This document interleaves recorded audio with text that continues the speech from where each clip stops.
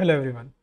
So continuing with our design pattern series, in this video we'll cover decorator design pattern. So let's get started. So in this video we'll start with what is decorator pattern, why we use it, how to achieve it, and then its code implementation in C++, and finally its benefits and disadvantages. So first of all, what is decorator design pattern?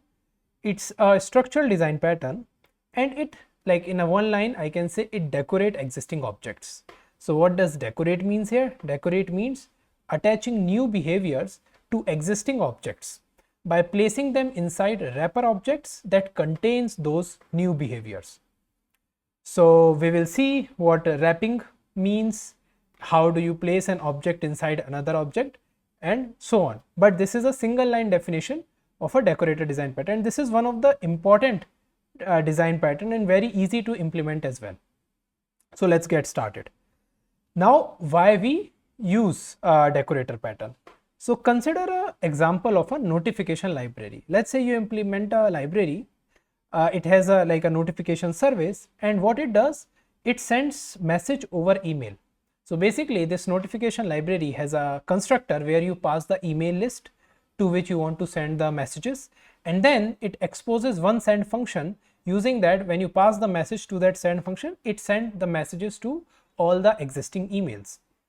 Now let's say over time your use case increases and you want to extend this library by supporting multiple other notifications like Facebook notification, Slack notification, maybe SMS as well. So the simple thing which comes to the mind is that we extend this existing library and create three more subclasses, which is Facebook notification, Slack notification, and SMS notification. So if a client wants to use email and Facebook, they can use this client Facebook notification and it will send the notification to both. So it looks easy, it's do our job. But now if you think, let's say now the second use case arrives where we want to send a combined notification. Let's say a client wants to send Facebook plus Slack notification along with the default email. So now how we will do it, right? If you want to create a single object for that, you may need to create other combination classes, other subclasses, maybe Facebook Slack class, maybe Facebook SMS class, and so on. So we can see every combination will yield a different subclass. So is there a better way to solve this? The answer is yes. Now to go there, we need to understand what is the difference between inheritance versus aggregation or composition. So what we are doing here is inheritance. So how inheritance works is, inheritance let you absorb the functionality of your parent and extend it with a additional functionality. Other than that, aggregation and composition, they both are similar but different. So they have a has a relationship, right? Has a relationship. So aggregation means that you has a object of a different type, and composition also is a has a relationship, but the difference is in aggregation that different object can exist independently, but in composition that object cannot exist independently. But for this video we don't need to deep dive into aggregation and composition. So now let's see the difference. Currently what we are trying to do was inheritance.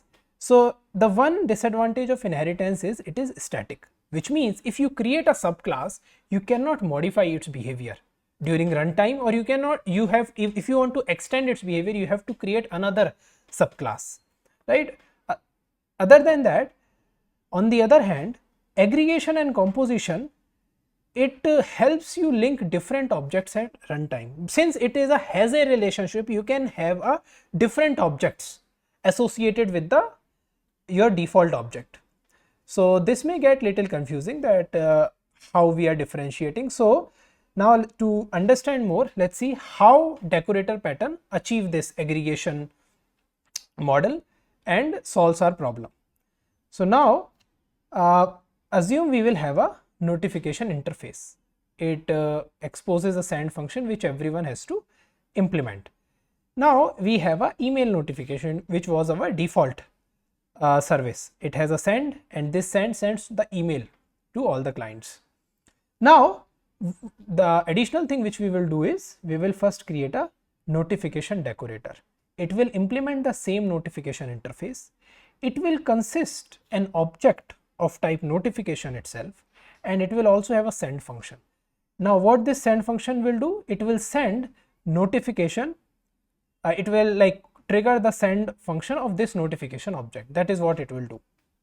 But now if you want to modify the existing functionality, let's say if you want to create a Facebook notification, so you will simply extend this decorator, and it also has a send function which is specific to sending the Facebook notification. Similarly, if you want to have a Slack notification, it will have a specific functionality to send Slack notification.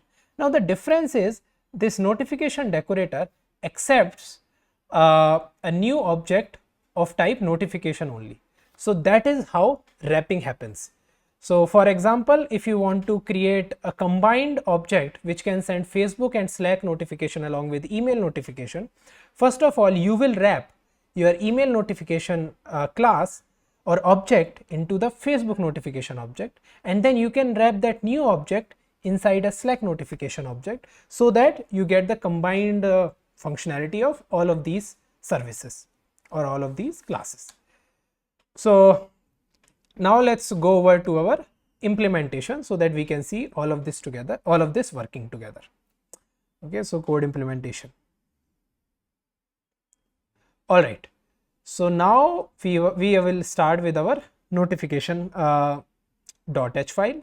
So first of all, we have this notification class. It has only one function, which is send, which is virtual, which means it is, you can consider it as an interface, notification interface.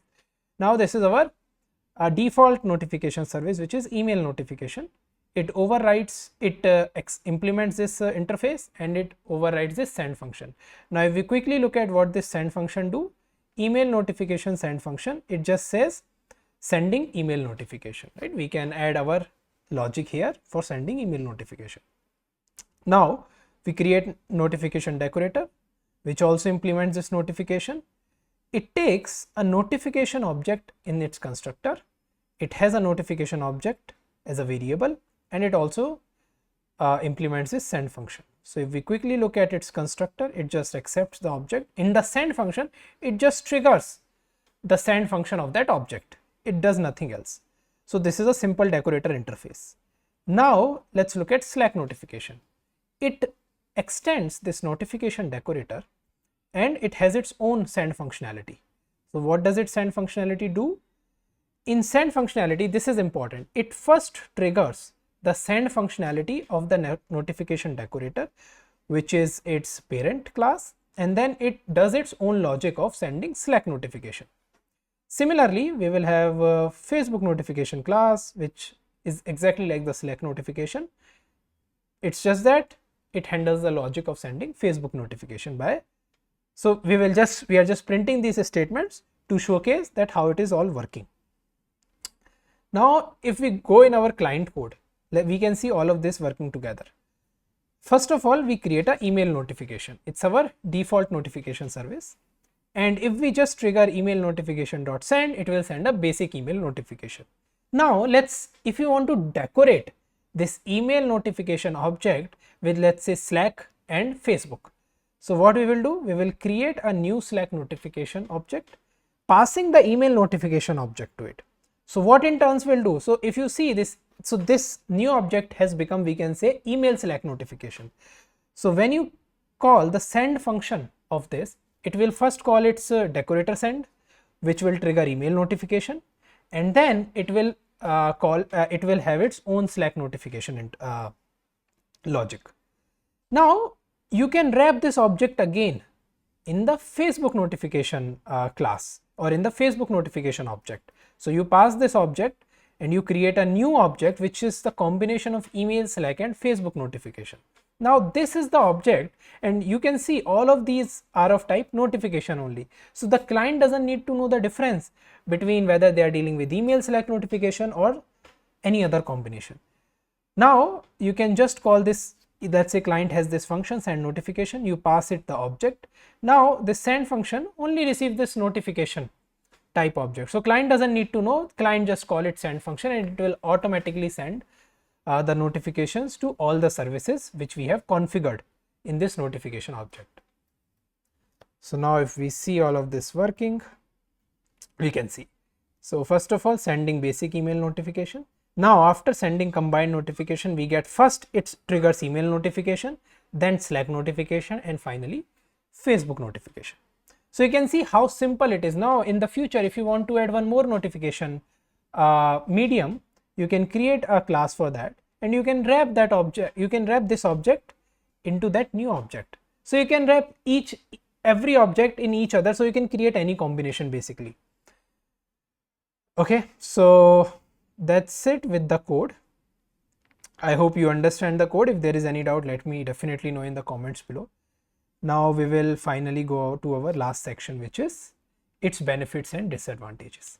So benefits, we can all see it is useful when you need extra behaviors in objects at runtime, right? So you can wrap these objects in the code itself at the runtime only. You don't have to configure it beforehand. Now no need of subclasses here, right? We have not created any, so we don't need to create any subclass for any combination. We can create a class for each type of notification and the combination can be created by wrapping the objects with each other. So basically the number of subclasses will not exponentially increase and will not bloat over time. Finally, we can combine multiple behaviors by wrapping with multiple decorators. So this is the very trivial functionality of decorator pattern. Now coming to the disadvantage. First disadvantage is it is hard to remove a specific wrapper from the stack. So basically, let's say if you have had email, then over that we had Slack, then Facebook notification. Now let's say if you want to remove Slack notifier, we can't do that, right? Because they are all very tightly linked together, right? The second thing is object behavior depends on order of wrapper. So if you see the order in which you wrap will be the order in which you will perform the operation. So first of all we send the email, then we send the Facebook notification, then Slack notification. We can't change this order. So the order is tightly coupled with in the order you have wrapped the objects, which is I guess acceptable, but this is the one thing we should keep in mind. So that's it with the decorator design pattern. I hope this video has helped you understand ins and outs of this design pattern, and if there is any doubt you can definitely let me know in the comments below. If you find this video helpful, please like it, and I have already made a lot of videos on the design pattern and will continue to do so until I cover all of them. So stay tuned for the next video and I'll see you then. Bye.